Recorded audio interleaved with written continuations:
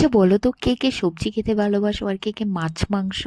আর ব্যাঙ্গালোরে যে সবজির দাম, এই সবজির দাম দিয়ে মাছ মাংস 3-4 বার খেয়ে নেবে। আর এখানে এই যে জামের কিলো 500 টাকা করে, আর আমাদের এখানে রাস্তাঘাটে পড়ে থাকে।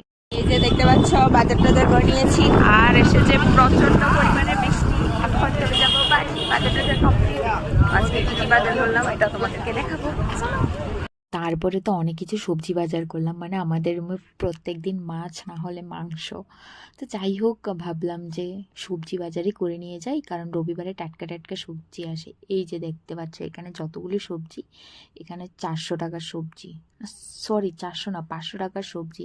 এই যে আলু, পেঁয়াজ, তারপরে অনেক কিছু সবজি দেখতে পাচ্ছ, সব কিছু মিলে এখানে হচ্ছে 500 টাকার সবজি। আর আমাদের এখানে সবজির তো অনেক দাম কম।